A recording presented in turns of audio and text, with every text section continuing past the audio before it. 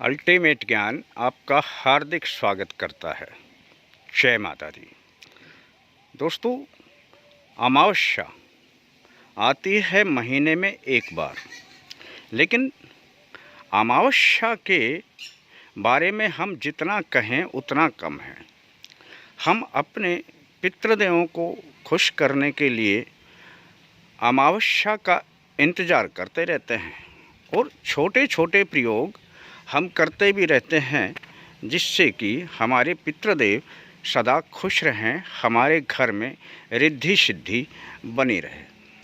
दोस्तों, आज हम आपको बताने जा रहे हैं कि अमावस्या में यह प्रयोग यदि आप करते हैं तो समझ लेना कि मन चाही मुराद पूरी होने लग जाती है।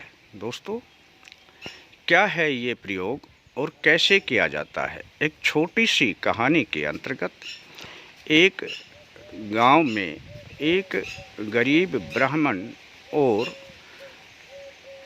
अपनी पत्नी के साथ और अपनी पुत्री के साथ रहता था। पुत्री बहुत ही सुशील, गुणवती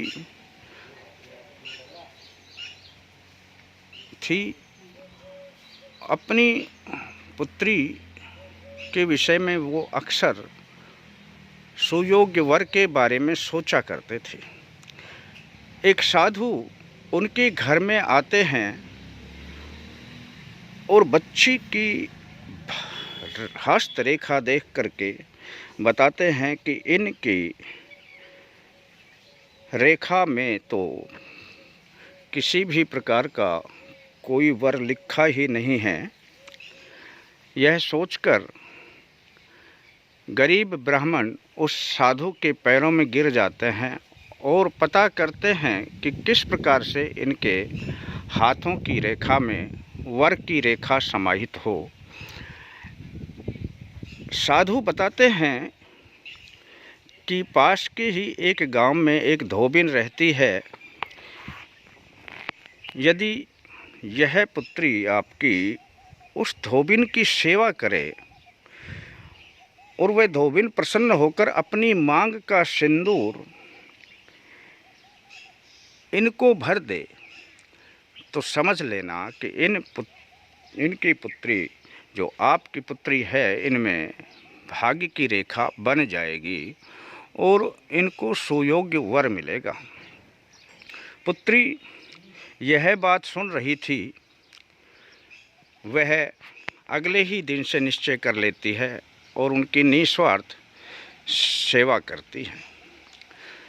सेवा से वे इतनी प्रसन्न होती हैं कि अपने मांग का सिंदूर उन्हें प्रदान कर देती हैं। सिंदूर प्रदान करते ही धोबिन के पति की मृत्यु हो जाती है।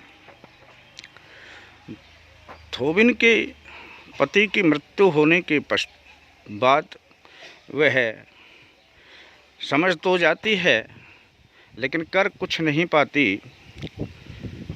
वह एक पीपल वृक्ष की परिक्रमा करती है और उनसे अपने पति के जीवित होने की कामना करती है।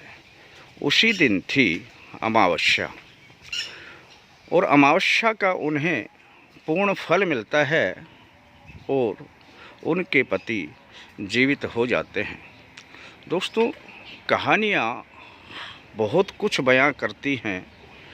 हमारे शास्त्रों में, हमारी धर्म ग्रंथों में जितनी भी कहानियाँ वर्णित हैं, यह हमें हमारे जीवन को सुखमय बनाने के लिए